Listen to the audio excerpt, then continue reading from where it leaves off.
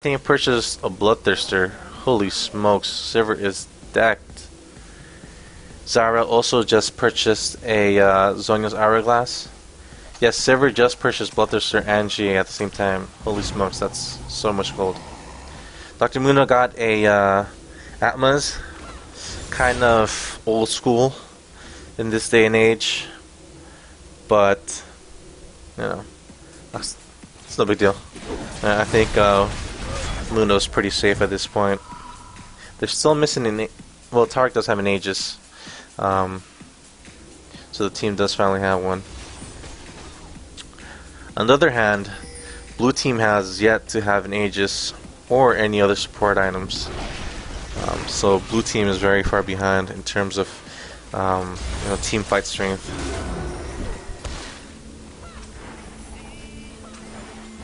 Although Tarek also only has Aegis, the support play has not been that strong. I think there should definitely be more than one Aegis right now for the supports, and only one of the supports has it. Blue team a little split right now due to having to clear super minions both in mid and bot. They have no choice but to group up for top right now. Purple team has a nice amount of poke, but you got super minions coming in from mid and bot. Someone from blue team is going to have to leave right now, and at that point in time I feel blue team is going to engage. Nice ult by Gragas there to force an engagement. GA on server was popped almost immediately. Amuma's going, Alistar died, and server makes it out without dying either. She does get taken down by Renekton. Everyone else on blue team is going to die though. Renekton is bailing, or Gragas was bailing. Renekton was left alone with two people very low out there, unfortunately. I think if Gragas stayed around, something might have happened there for some potential kills. But Warwick is at near full HP. And in the meantime, Blue's base falls. Well played by purple team. That was a win for them. 23 kills to 12. And the game's over in 37 minutes. Nicely done, purple team. Let's see if blue team adapts. Quite surprised they lost so drastically. They have, I believe, a player advantage in terms of elo. And they did not leverage that. Mostly due to a lack of coordination. I feel purple just engaged nicely every single time except for that 5v4 with server bot. So we'll see what happens.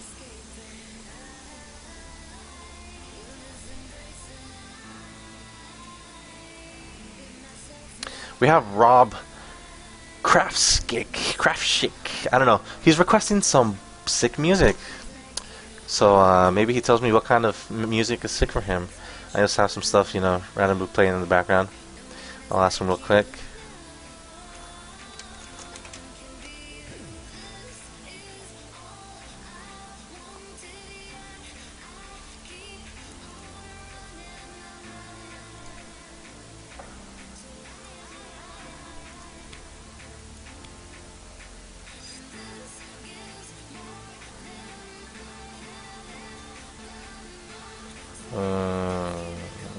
There we go. I forget that custom games take a while sometimes.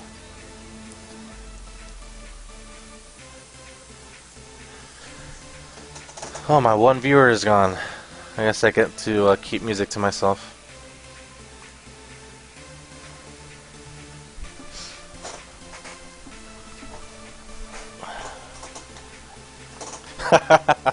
And blue team is requesting bans immediately.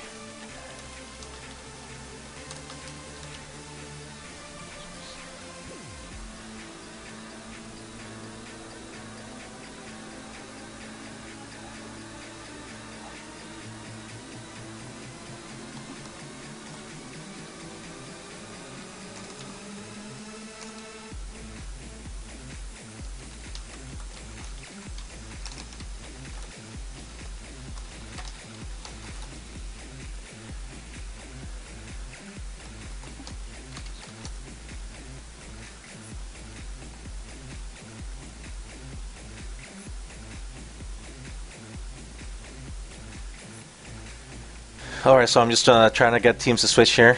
So blue team will be on purple this time and vice versa.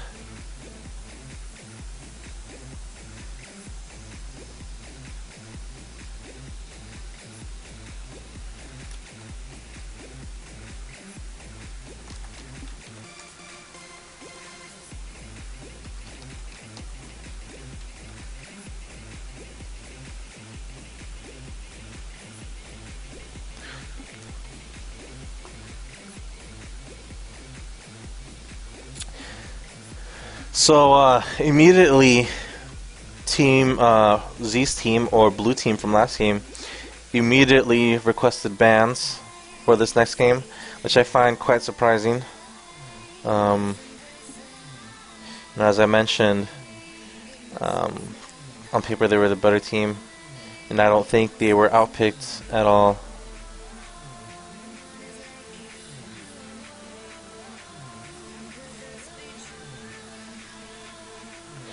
So we'll see if bans end up being in their favor, but I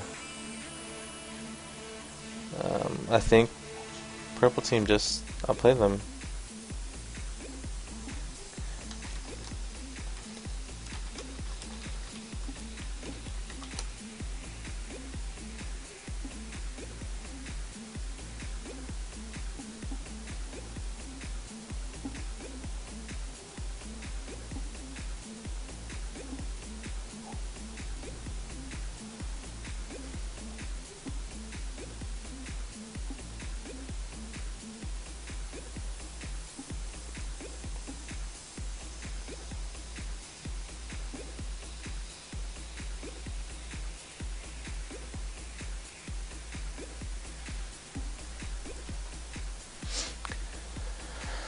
So that was a fun game.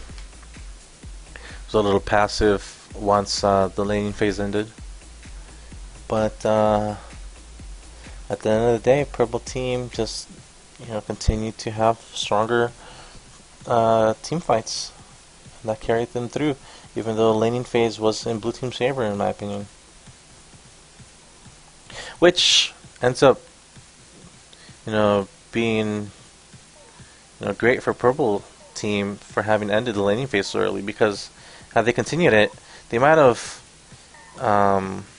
things might have snowballed out of control in favor of blue team. As I mentioned, blue team was much stronger in the laning phase, and purple team decided to end the laning phase early. We'll see what happens this time around. I don't know what will be banned. I mean, it'll be obvious what will be banned once I can tell who's being targeted, but we'll see.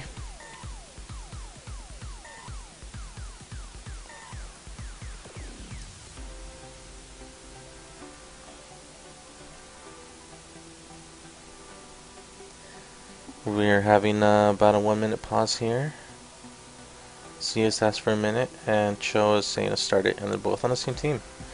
Hopefully, they're not stepping on each other's toes there.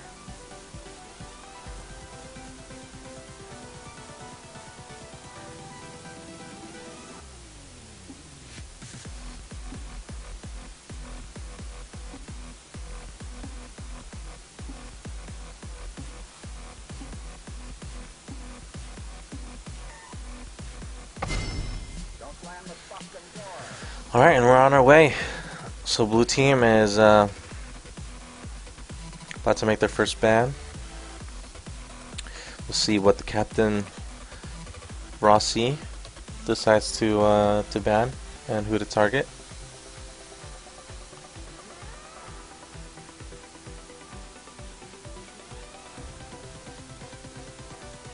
About 5 seconds left, taking their time with their span. Alright, Renekton. So they're targeting Z with that. Very obvious choice. Oh, Zyra's banned for Rossi. They did not like that Zyra mid. Whoa, apologies. I should probably disable that next time. What do we have next?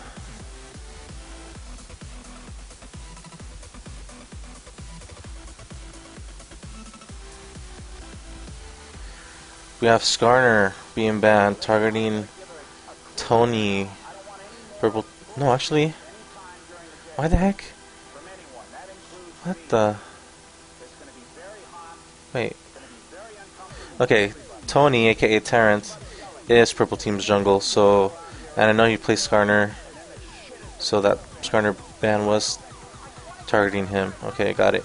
Warwick is banned out for Zed, aka Ninja Deluxe, which is his strongest. I think it's his strongest top lane. I know he has a good amount of experience as Yorick though, so I don't think he will be hindered too much. We have Silver being banned targeting Elfenstein. He played very strongly on her, but I don't think it was related to the champion. I think Elfenstein just had good positioning, and the team just was stronger in terms of engagement. And Amumu was banned targeting. Wait. Oh yeah. So Tony was Amumu last game. They banned him. I don't know if that was really necessary, to be honest. Amumu's ults weren't spot on, so I would have just given Terrence Amumu again, and maybe targeted Troy at mid. We'll see. So onto the picks. We have Talbot jungling as Mundo again. I'm actually surprised now that I think about it that Mundo wasn't banned, considering how strong Talbot was initiating on him. I'm glad that Talbot picked him again. We have Ashe being picked early on and Keenan being picked early on as well. So it looks like we'll have Keenan mid. I know Elric is comfortable with Keenan, and Elric is very comfortable, or Elfenstein is very comfortable with Ashe as well. So those are very strong picks so far for blue team. We have Sona being played by F Injustice. We'll see how he does. This is his first appearance tonight. We have Tarrant on Maokai. Should be interesting. Maokai is strong, but I don't know actually how well Tarrant plays him. We have Corki for Cogmoth. Corki is strong, but I don't know how well Cogmoth plays him. And we have Morgana for Oberon, which is a very strong pick. But I don't know if Oberon's a strong Morg player. We'll see. He surprised me with Gragas. Oh, and we have Taric and Yorick for blue team. As I mentioned, I'm not surprised with the Yorick pick for Ninja Deluxe top. That's pretty much his first, if not second, if not first best top lane champion. So Ninja Deluxe should feel very comfortable at top lane. We have Taric being picked for Argoas at support. He played a pretty solid Taric. Unfortunately, his Oracles was a little late, but other than that, I think he played solid. And we have Z Valkyrie choosing Irelia top. I actually have no idea how this is going to turn out, because I don't know how Z Valkyrie plays any top lane champs other than Renekton. Overall, in general, I think Z Valkyrie is probably a more sound player than Ninja Deluxe. So he might win the laning phase, but we'll see how everything turns out after the laning phase. We'll have a 3-minute delay, unfortunately. I wish there was a way to toggle that. Bummer. But yeah. So both team comps look very sound. Let's see here. There's a stun on Taric, ult stun on Ashe, tons of stuns on Keenan, and a slow from Mundo. So there's a healthy amount of CC there, and both Keenan and Ashe can initiate very strongly. On the other hand, we have Maokai with a root, with a snare, and a slow. We have Sona ult, we have Morgana ult, and bind. And we have Z Valkyrie with a potential stun or slow. So I think in terms of CC, they're pretty even. I think in terms of team fighting, Both teams are pretty even.